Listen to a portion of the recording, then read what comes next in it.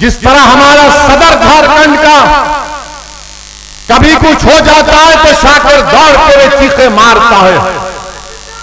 अरे जिंदा अभी ठहरो, सुनो, तुम शाकिर साहब लेके आए क्या? तुमको सुनो हमारी बात। जिस तरह हमारा सदर झारखंड का कभी कुछ हो जाता है तो शाकिर दौड़ के चीखे मारता है। अरे जिंदा अभी ठहरो, सुनो, तुम शाकिर साहब लेके आए क्या? तुमको सुनो हमारी बात। और इसीलिए हमको बदनाम किया जाता है कि असदुद्दीन ओवैसी भड़काऊ भाषण देता है। अरे अगर गरीबों के जुल्म को बयान करना भड़काऊ भाषण है तो सुन लो हेमंत सोरेन, मैं भड़काऊ भाषण देता रहूंगा। अगर शमशाद अंसारी की तकलीफ को बयान करना भड़काऊ भाषण है तो हम तमाम शमशाद अंसारी हैं।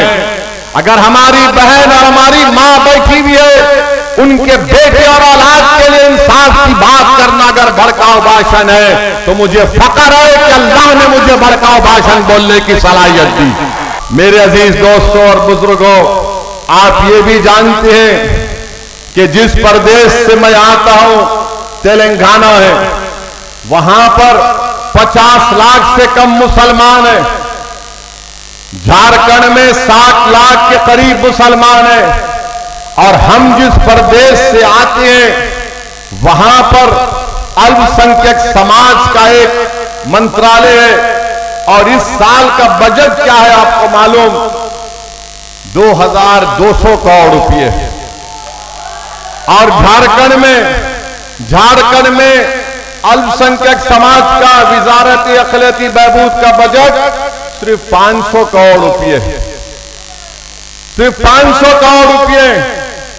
और हम जब यहां पर आ रहे तो हमको गाली दे रहे। अरे भैया गाली दो हमको, तुम्हारी गालियों से मैं रुकने वाला नहीं हूं। यहां तेलंगाना में हमारे 7 विधायक हैं, कोई मंत्री नहीं है। सुनिए, कोई मंत्री नहीं है, मगर हम 50 लाख से कम हैं।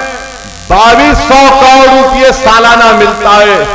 आप 60 लाख हैं, 4 एमएलए हैं, 2 मंत्री हैं, मगर आपका बजट 500 करोड़ रुपये है।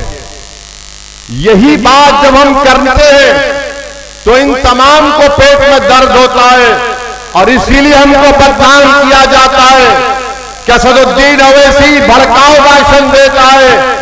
अरे अगर गरीबों के जुल्म को बयान करना भड़काऊ भाषण है तो सुन लो हेमंत सोरेन, मैं भड़काऊ भाषण देता रहूंगा।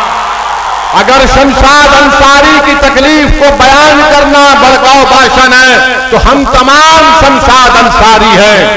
अगर हमारी बहन और हमारी मां बैठी हुई है, उनके बेटे और औलाद के लिए इंसाफ की बात करना अगर भड़काऊ भाषण है तो मुझे फख्र है कि अल्लाह ने मुझे भड़काऊ भाषण बोलने की सलाहियत दी। मगर आप बताओ, आपने क्या किया? यहां पर चुनाव जब आता है तो ओवैसी का डर दिखाते हैं कि अगर ओवैसी को वोट देंगे, मंदलिस को वोट देंगे तो बीजेपी जीत जाएगी। और आप मासूम लोग सिर्फ वोट डालते हराने के लिए। अरे कभी अपने दिलों पर हाथ रखकर सोचो। कभी जब तुम अपने घर में जाकर बैठते हो तो अपने दिल से पूछो कि मैं क्या सिर्फ इनको वोट डालने के लिए पैदा हुआ हूं? क्या तुम सिर्फ वोट डालने के लिए पैदा हुए? तुम वोट नहीं ले सकते। आप 50 साल से वोट दे रहे हैं। आपके दादा ने वोट दिया, आपके दादा ने अपनी जवानी को बर्बाद कर दिया, अपने बुढ़ापे को बर्बाद कर दिया। आपके बाप ने अपने बचपन को खोया, सिसक कर तुम्हारा बाप मर गया, तुमने उनको वोट दिया। अब तुम हो और तुमसे भी यही कहा जा रहा है कि जिस तरह तुम्हारे बाप और दादा ने वोट दिया तुम उसी तरह चलो। नहीं मेरे नौजवान साथियों, तुम्हारे बाप दादा के पास विकल्प नहीं था। वो हालत मजबूरी में लोगों का साथ देते थे। आज तुम्हारे दरमियान में एक दीवानों की पार्टी खड़ी हुई है जो किसी के बाप को सुनने वाली नहीं है। तो मेरी आपसे गुजारिश है कि आप अपना वोट 5 सितंबर के दिन मजलिस इत्तेहादुल मुस्लिमीन को दीजिए।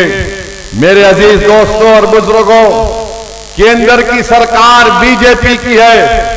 आपको जानकर तकलीफ होगी कि 2020 और 21 से झारखंड की सरकार को अल्पसंख्यक समाज के विकास के लिए एक स्कीम है एमएसडीपी, पीएमजेवी के जो केंद्र की सेंट्रल गवर्नमेंट से आती है।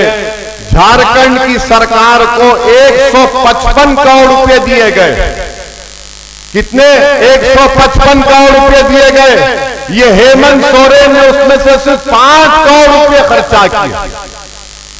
155 करोड़ में स्कूल की बिल्डिंग बननी चाहिए थी, रोड बनना चाहिए था जहां पर अल्पसंख्यक समाज रहता है, मुसलमान, जहां पर ईसाई रहते हैं, मगर इन्होंने उसमें से 5 करोड़ रुपए खर्चा किए।